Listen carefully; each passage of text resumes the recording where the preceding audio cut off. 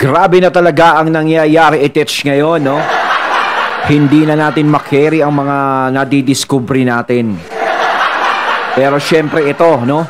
Etong balitang ito ay nagmula kay Balitang Pinoy TV. At ang pamagat nito ay, Diyos ko po, nabigla ang lahat just in breaking news mga DDS na iyak sa sinabi ni VP Sara. Piso lang. Aba. Grabe, piso lang. Ano yun? So wag na natin pagtagalin at sabay-sabay na nating panoorin ang laman ng video na hatid sa atin ni Balitang Pinoy TV at bibigyan natin ng reaksyon. Siyempre, ito po ang inyong lingkod na si BT. Pasok! TV. Ayan. Okay. Ayan, we are live ngayon sa ating YouTube channel at may mga panibago na namang developments patungkol po dito kay Vice President Inday Sara Duterte na inilabas nitong News 5. Okay, so ang una nating pag-uusapan, tinanong po itong si Vice President Inday Sara Duterte patungkol po sa zero budget ng kanyang opisina. Imagine that one, ha? Kung paano nila iinsultuhin si VP Sara. Okay, so pakinggan natin ang sagot ni VP Sara patungkol dyan sa zero budget ng Office of the Vice President. Mga walang ya talaga, di ba? Okay, pangalawa nating pag-uusapan ay nagsalita na rin si VP Sara patungkol sa tanong na plano, di ba? Dati naman yung ginagawa ng Kongreso na stick to the plan. Minention yon ng question ng News 5. Na ano ba itong stick to the plan na ito? Alam ba ni VP Sara, handa na ba siya dito sa niluluto na gagawin nila kay VP Sara? Alam naman natin, ibabato sa kanya yung mga questions paninira para magmukha siyang may kasalanan sa taong bayan. At sisiraan talaga siya. Kasi sabi pa nga ni VP Sara, she is the number one threat para sa 2028 election. Tama yun. Yun naman talaga ang goal nila eh. Ang masira talaga si VP Sara, wala nang iba. Okay, so yan ang mga pag-uusapan natin patungkol dyan sa issue ni VP Sara. Bago ang lahat, bago natin ito pag-uusapan, help me po na i-like muna ha at i-share itong video na ito para guys kakalat ito sa taong bayan. Okay, sabay-sabay nating i-like muna at i-share itong video natin, Facebook at YouTube. 1, 2, 3, go! Go! Okay, like and share para maraming makalam. And also guys, paki-subscribe at paki-follow ito para lagi kayong updated sa mga balita na kagaya nito. At ma-notify ang inyong mga cellphones kung meron tayong breaking news. Okay? So, kagaya nito, breaking news ito. So, sabay-sabay nating i-follow, i-subscribe, Facebook at YouTube. Ready? Follow, subscribe. 1, 2, 3, go! Go! Ayan, thank you very much. Okay, so simulan na natin. Eto na nga, no? Sinagot na po ni Vice President Inday Sara Duterte sa kasakaling bigyan siya ng zero budget. Eh, sabi ni VP Sara, handa na kami dyan. Handa na kami sa zero budget na yan. Wala kaming pake sa inyo. Kayong mga tagang kongreso, kung yan lang talaga ang i-approve ninyo, dahil inggit kayo, sinabihan na nga kayo, nilatag na ni VP Sara yung proposed budget, hindi pa rin kayo makakaintindi. Sinabi niya, kayo nang mag-decide dyan. Kung sa tingin nyo, bigyan nyo ng piso budget, hindi naman yan para kay VP Sara. Remember mga taga-kongreso, para yan sa taong bayan. Kung bibigyan nyo ng piso ang Office of the Vice President, insulto yan sa taong bayan. Yes, tama yun, Sir Donmar. Alam nyo kung tutuusin, yung budget na yan, kaya meron yan, alam nyo ba kung kanino yan? Sa taong bayan ang gagaling yan. Ngayon, ang suhestyon ni VP Sara, ang proposal niya ay makakatulong sa taong bayan. Ngayon, ayaw nyo. Gusto nyo i-zero budget siya o piso, di ba? Ano yan? Namamalimos ba si VP Sara sa inyo? Kung tutuusin niya, dapat taong bayan na mag-desisyon dyan eh. Diba? Okay lang sana kung sarili niyong pera yan. Kung sarili niyong bulsa nang gagaling yan. Eh hindi naman eh. Eh di ko sa sariling bulsa niyo, lalong ang higpit niyan. Diba? Pera ng taong bayan yan at alam naman natin na meron talagang pupuntahan na maganda. Ang nangyayari kasi dito, no, hindi naman si VP Sara yung iniipit nyo dyan eh. Ang iniipit nyo yung taong bayan. Kasi yung proposal niya is alam na makakatulong sa taong bayan yun. Parang pinipigilan nyo na tumulong siya sa taong bayan. 'Di ba? Kayo yung nagiging hadlang dahil sa galit kayo sa kanya. Paulit-ulit nating sinasabi dito eh. Wala na tayong ibang makitang dahilan. No? Yung sinasabi nila na si VP Sara is nangungurakot, nangungulimbat, ganito, ganyan, ganyan, nagwawaldas, pinatunayan na ng COA yan na malinis siya. Wala siyang problema. So, doon pa lang, unang puntos na yun, napahiya na sila. 'Di ba? So, bakit ayaw niyong bigyan ng budget? 'Di ba? Kung alam naman na Malinis si VP Sara at walang ginagawang anomalya. Diba? So ano pa ba ang dapat naming isipin? Diba? Bukod dun sa iniisip nyo sa kanya. Kasi pinatunayan eh. Pwera na lang kung gagawa na lang kayo ng iba pang dahilan. Diba? Because of the end of the day, lahat ng ibibigay nyong budget kay VP Sara para yan sa taong bayan. No. So utak-utak rin ang isipin ninyo. O heto, pasok kayo. Ma'am, regarding naman po dito kasi isa sa plano daw po nila ay bigyan kayo ng 0 or 1 peso budget ang OVP po. Kung sakaling mangyari po ito, ano ang magiging hakbang po? No, pero remember ha, hindi imposible yan. Possible talaga na mangyari yan na piso lang ang i-budget sa kanya. Dahil yung iba dyan, mga onion skin. Di ba? O, si Zaldico. Grabe, no? Piso. Nagagalit. Remember, si Zaldico, hindi niya direktang sinagot ang mga issues na ibinabato ni VP Sara. Okay? What he did was, yung mga kasalanan raw ni Duterte, ganun, ganyan, ganyan. Lumihis ka sa issue, sir. Stick to the issue. Kung ano yung sinabi ni VP Sara patungkol sa inyo ni Romualdez, yun ang sagutin mo. Diba? Stick to the issue. Yun. Ngayon, Tama yun. Dapat rumirekta siya dun eh. Diba? Nagkakaroon ng ganong issue sa kanya. Dapat isinasagot niya yun. Yun ang kulang eh. Kapag may mga ganyang lumalabas is umiiwas na at kung kani-kanino dapat ibintang. Diba? dahil nagagalit kayo kay VP Sara, kung bibigyan nyo ng piso budget na, hala, kayong bahala. Narinig din namin na merong defunding, i-defund daw ang Office of the Vice President budget. Narinig din namin na posibleng piso lang ang ibigay na budget sa Office of the Vice Imagine that, 1 piso. Piso. Kung piso ang budget, ako na lang magbibigay. President. Handa ako sa Office of the Vice President na magtrabaho kahit walang budget. Oh, ha? Kitang-kita nyo naman, dinig na dinig nyo. Handang magtrabaho si VP Sara kahit wala siyang budget. 'Di ba? Hindi siya mukhang pera. 'Di ba? Kung sa kanya lang, handa siyang magtrabaho. Kaso nga lang, syempre, kailangan pa rin ng budget ng OVP. 'Di ba? Para mas makatulong sa taong bayan. Pero anong ginagawa nila? Ginigipit nila si VP Sara, patuloy nilang ginagawa ng ganyan. 'Di ba? Tapos sasabihin, bibigyan piso, budget. Ano yan, bata? Parang sinabi nyo naman. Parang insulto nga sa mga Pilipino yan eh. Sa taong bayan. Yung mga taong yan, tutulungan mo, o bigyan ka namin ng piso, yun ay pang tulong mo sa kanila. Diba? Bakit ang taong bayan ba piso lang? Ginagawa niyong pulube ang taong bayan, hindi ang OVP. Hindi si VP Sara ang ginagawa niyong pulube. Ang taong bayan, minamaliit nyo. Diba? Magbibigay kayo ng budget sa kanya na ipantutulong niya ay piso. Diba? At alam naman natin na gagamitin niya yon sa mga proyekto niya para sa taong bayan, hindi sa kanya. So sino? Sino ang tatamaan dito? Yung mga tao. Diba? Eh kung piso ibibigay nyo sa kanya, hindi naman sa kanya mapupunta yun eh. Tama nga naman si Sir Donmar. Kung piso lang ibibigay nyo sa kanila, kami na lang mag-aambag ng piso. Ilang tao ang sumusuporta kay VP Sara dito kung ayaw niya siyang bigyan ng budget? Piso kada tao na sumusuporta sa kanya. O baka sakaling makabuo siya. Kaysa sa umasa sa inyo. Kasi mukhang hindi na mangyayari na bigyan nyo siya ng budget eh. 'Di ba? Hanggat nandito yung tensyon na yan, hanggat galit kayo sa kanya, at alam natin na hindi mawawala yung galit nyo sa kanya, yung inis nyo sa kanya. Dahil hanggat nararamdaman nyo na minamahal siya ng tao, patuloy siyang napapalapit at nagiging number 1 sa mga survey, hindi mawawala ang inis nyo sa kanya. Dahil natatakot kayo na muling may makabalik na isang Duterte sa Malacanang. 'Di ba? At pumutol ng mga sungay ng mga batang pasaway. Matatandang pasaway pala.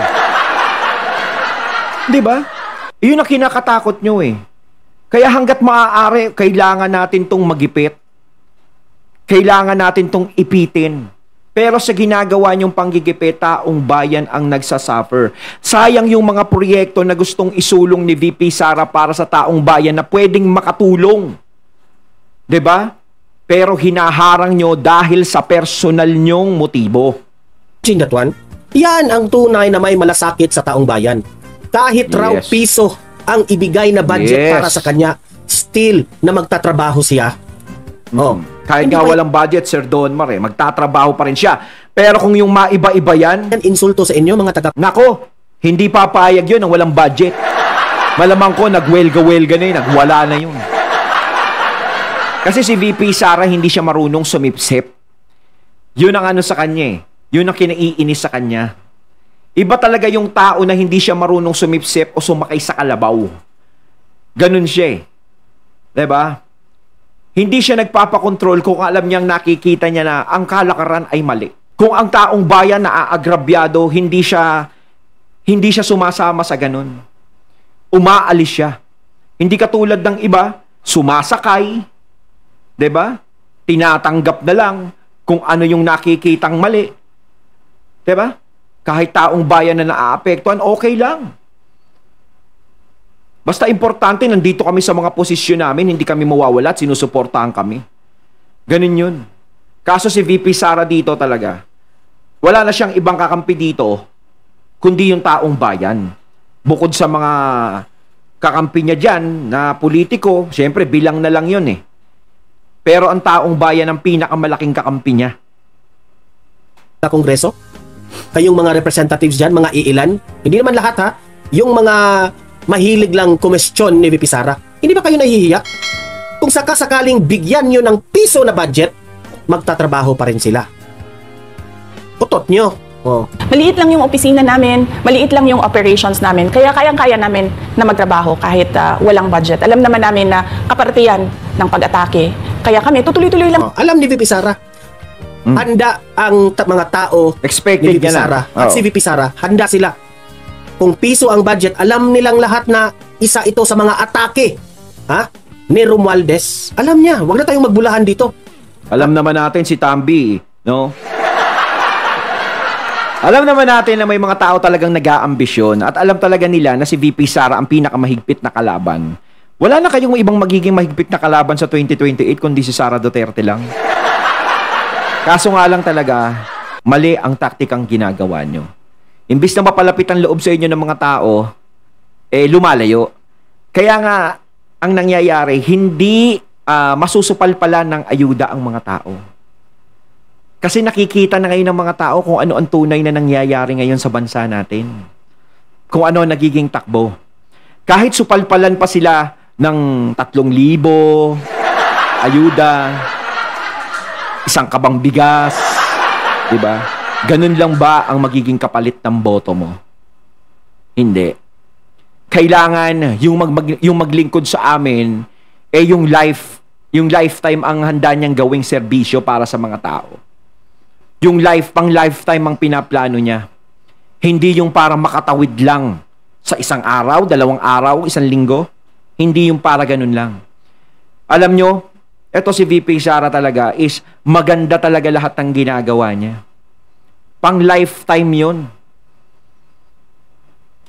Ang kalaban po ni VP Sara, ang number 1 na kalaban ni VP Sara, si Martin Romualdez.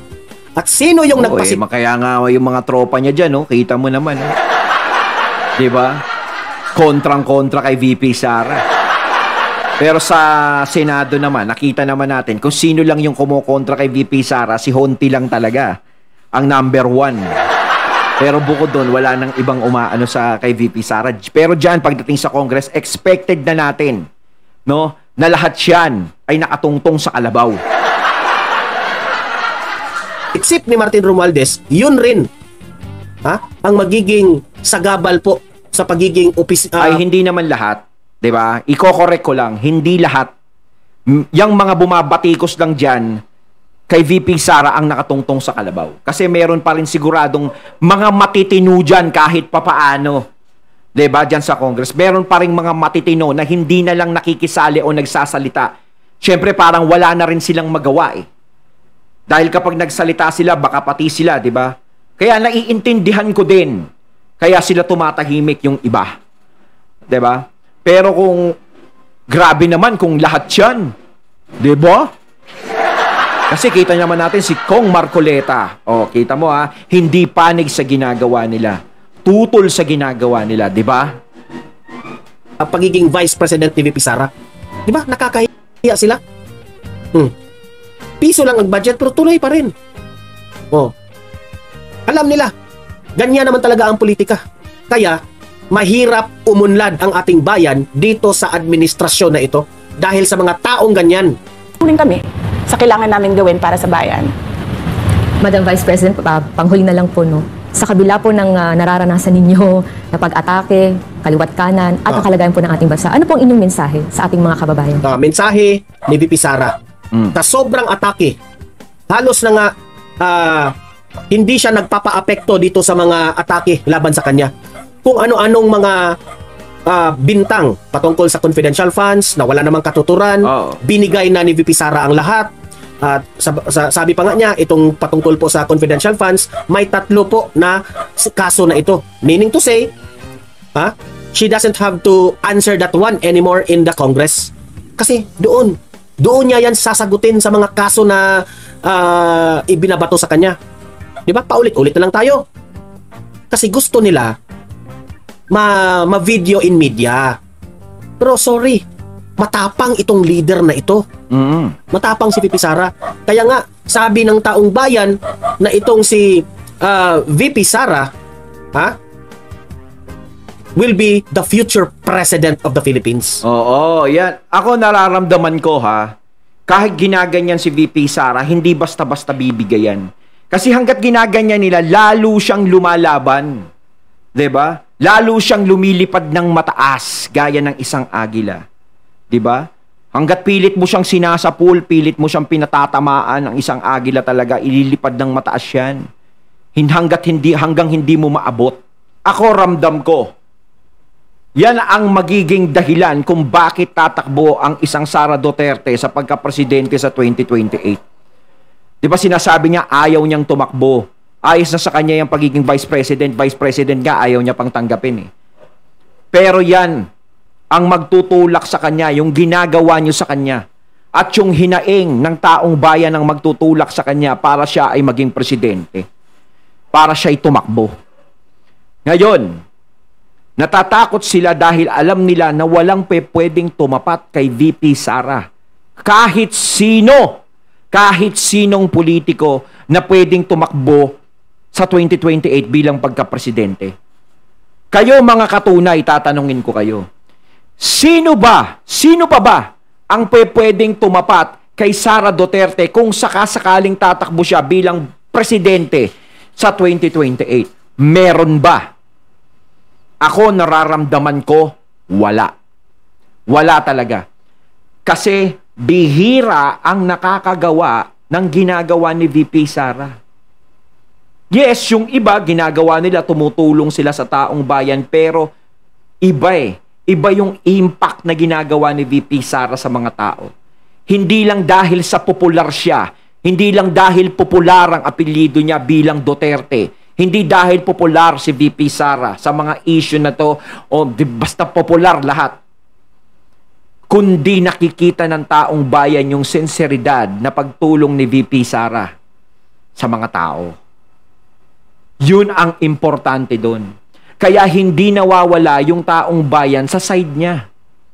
Kaya kahit anong panggigipit, kahit anong paninira ng pangalan kay VP Sara ang ginagawa, hindi pa rin nawawala ang loob ng tao sa kanya. Imbis na mapalayo ay patuloy pang lumalapit ng lumalapit. At yung mga taong sumisira at nagda-down sa kanya, yun ang nasisira. Yun ang bumabagsak.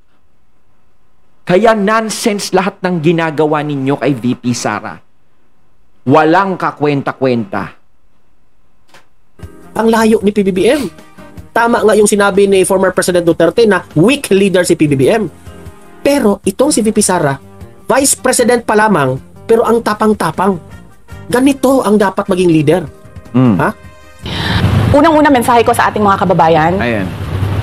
huwag silang magpadala sa ingay ng politika. Kung makikita natin sa kasaysayan, lagi talagang inaatake ang Vice President dahil siya yung tinitingnan ng mga tao na baka magiging sunod na presidente. So lahat ng mga gustong tumakbong presidente ay uunahin nila at atakihin talaga ang Vice President. Kaya huwag sila magpadala sa ingay ng paninira at politika. Di ba? Tama si VP Sara. Alam niya na ganyan talaga ang pattern. Ano ba ang pattern? Halos naman siguro lahat ng nagdaang vice presidente, gigipitin yan ng Kongreso. Dahil ang sa Kongreso, alam na natin yan na ang daming sip-sip talaga ng mga representatives at mga congressman. Yes! Kasi ang House Speaker dyan, dapat sila magpasip-sip. Takot silang walang budget. Di ba?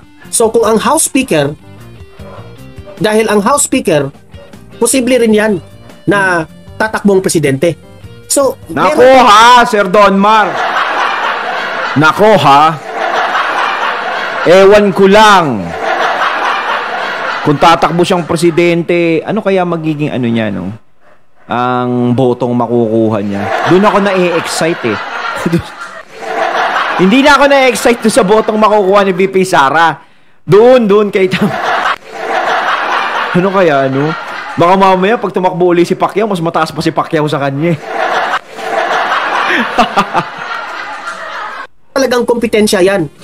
Kasi Vice President, yan nga ang sabi ko sa inyo, na si VP Sara at si PBBM, yung tandem ng Uniteam.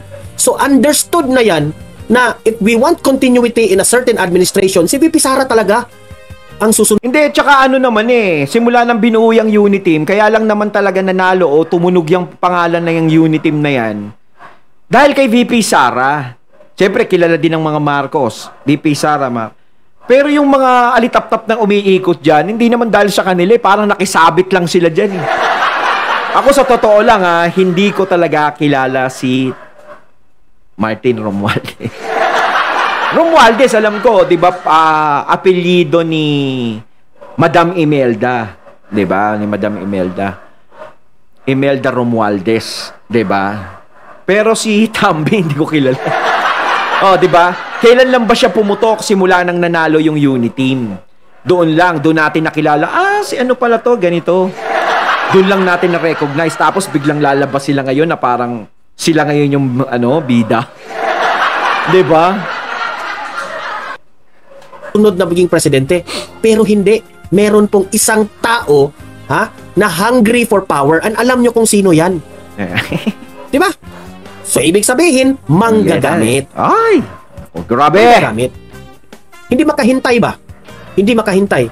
Na alam naman niya na hindi naman siya nagmamadali. Hindi kasi Sir Donmar, ako gets ko Gets ko kung bakit hindi sila makapaghintay. Siyempre si PBBM ang nakaupo 'Di ba? So susunod sa 2028, bababa na si PBBM, papalitan siya. 'Di ba? Kung sakasakaling iba ang papalit sa kanya, halimbawa si VP Sara, nakakasigurado ba sila na sa susunod pag pinagbigyan nila si VP Sara ngayon, sa susunod makaporma pa sila? 'Di ba? Malamang hindi na. Lalong-lalo na kung makitaan sila ng mali ni VP Sara. Makitaan sila ng ayaw ni VP Sara. Dahil alam naman natin na galit sa mga korupsyon ang mga Duterte. 'Di ba? Hindi ko naman sinasabing corrupt sila. 'Di ba? Malay natin may mga ibang senaryo na kaayawan ni VP Sara sa kanila at hindi sila suportahan. Ganon 'yun. 'Di ba? So habang eto ang administrasyon, syempre magkadikit tayo, parang ganito. Parang samantalahin ko kaysa iba yung paupo, kailangan ako ang maging bida rito. Kailangan ako ang makatakbo. Ibig sana ginawa nyo na lang, hiniling nyo na lang kay VP Sara.